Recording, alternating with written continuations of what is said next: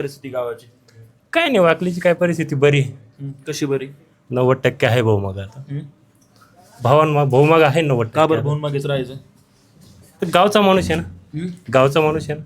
बरं, बाकीचे काय खूप बाहेरून थोडी झाले, इथले जाय नाही सगळे लोक. नाही, शेवटी फरक पडतो ना गावचा इतर गावचा, असं थोडी. नुसतं गावचं आहे म्हणून का काम करतो का माणूस, का नुसतं काम करतो म्हणजे आज केटीवेअर केलेले आहे त्यांनी. त्यांची आता नीताताई मागच्या वेळेस बी उभ्या होत्या ना जिल्हा परिषदेमध्ये, त्या निवडून आल्या होत्या.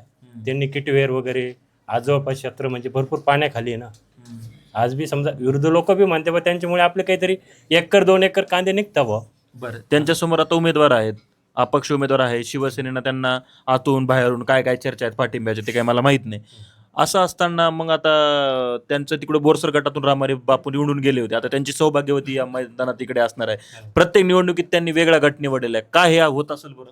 आता हा त्यांचा प्रॉब्लेम असेल, काही विकास नसेल म्हणून त्यांनी गट वेगळे करीत असेल ते असं.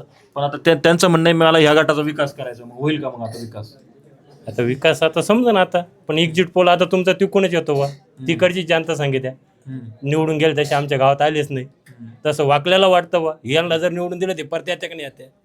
निदान भाऊचा कान तरी धरून म्हणता येईल, भाऊ ग्रामपंचायत मला रहिवासी देईना, बापूचं जिल्हा काय परिषद मध्ये काम होईना. बापूचं काय अडचण आहे काम करायला? बापूचं काय नाही, शेवटी बापूला पाहायचं गेलं तर मग बापूला भाटणाला जावं लागेल पाहायला. मग ते बोरसर गावात गेलो, तुम्ही व्हिडिओ बघितले का तुम्ही? तिथले लोक म्हणले गेले तर आलेच नाही परत. हा, मग तेच सांगितलं ना मी तुम्हाला, का बापू तसे निवडून गेले तसे आलेच नाही परत. आता बोरसरची व्हिडिओ बघितले तुम्हीच होते पत्रकार, तेव्हाच बघितलं. मला एक गावात माणूस भेटला नाही त्यांच्याबद्दल बोलणार. का बरं एवढी रोष असेल तिकडे रामारी बापूंबद्दल? रोजचे नाही काही विषय, शेवटी कामं नसन किंवा काही नसन, शेवटी काय राहते जनता नाही, गावाचं. पण असं आहे ना, राजकारण कसं असतं, ज्या ठिकाणी माणूस निवडून जातो. आता दत्तू पाटील जर शिवर गटातून निवडून लढले असते तर योग्य झालं असतं का? नाही योग्य कसं. हा, ज्या गटाचा विकास करायचा असतो, सामाजिक काम करायचं असतं, म्हणून माणूस त्या विभागातून निवडून जातो, त्या गटातून आपली उमेदवारी दाखल करतो, ज्याचा त्याचा वोट बँक तिकडे असतो. मग असं असताना बापू असं अख्खं कारकीर्द तिकडे त्यांची फिरण्यात राहिली आहे.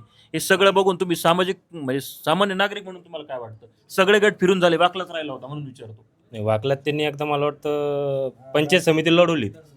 पंचायत समितीला ते पडले होते, त्यावेळेस आबाई पाटील आले होते वाटतं त्यांच्या विरोधात. तेव्हा शिवर गट होता, मी तुमच्या माहितीचं सांगतो. आबाई पाटील उभा होते आणि रामारे बापू एकूण 17 निवडणुका लढलेत. एकदा आमदारकीला पडले आणि एकदा अभयदादांनीच त्यांना पाडले, आणि यापूर्वी आतापर्यंत पडलेले नाही कुणाकडून.